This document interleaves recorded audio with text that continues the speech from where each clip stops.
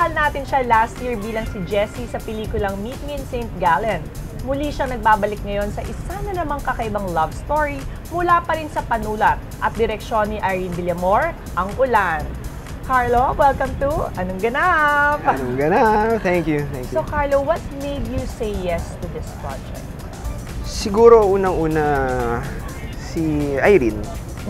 Kasi naniniwala ako sa kakayanan niya, sa talento niya. Tapos syempre, yung second is yung chance na makatrabaho si Nad. So first time ko siya makakatrabaho. Isipin mo naman, layo nung may age gap kami, malayo. Tapos para makapartner siya, isang malaking privilege yun sa akin.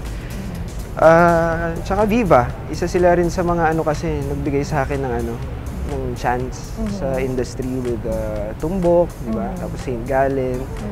Tsaka maganda yung maganda yung project talaga. Oh, yun nga nabanggit mo, this is your first time to work with Nadine. Yes. Ano naman ang reaction mo and how it is working with Nadine? Kamusta naman yung naging chemistry niyo? Para sa akin, okay. Maganda kasi kahit offset, nag-uusap kami, nagla-lunch together with Irene.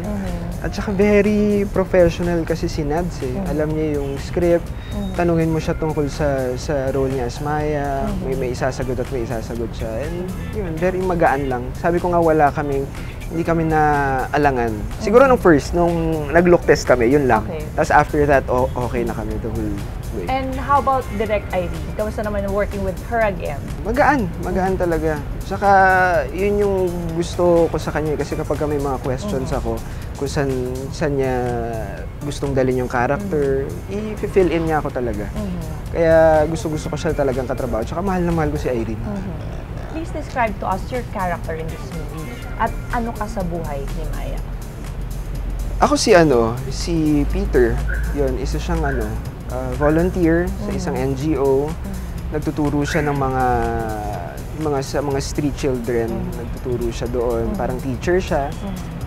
Very optimistic, positive ang tingin sa buhay, madaling makisama. Tapos sa buhay ni Maya, after the storm, diba, sobrang napinsala. Siya yung isa sa mga tumulong kay Maya na mag-rebuild para mabuo ulit yung puso niya. Coming from a blockbuster movie nga with Direct Irene na in St. Gallen, meron bang pressure for this movie, especially it's your first team up with Nadine? Lagi akong may pressure pagka nagtatrabaho ko. Kasi siguro isa na dun yung pagmamahal ko sa trabaho.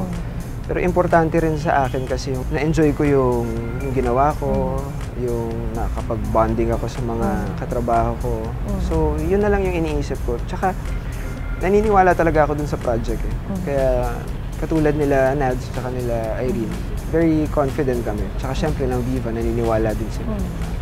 Please tell the viewers, bakit dapat panoorin ang pelikulang Ulan? Sa mundo na puno ng hate, ng anger, sobrang laking bagay na mai-promote mo yung pagmamahal, di ba? Not necessarily nga na love for someone else, yung pagmamahal sa buhay, yung pagmamahal sa sarili mo. So, yun ang Ulan. Kaya naniniwala talaga kami dun sa project. Thank you very much, Carlo. Thank you.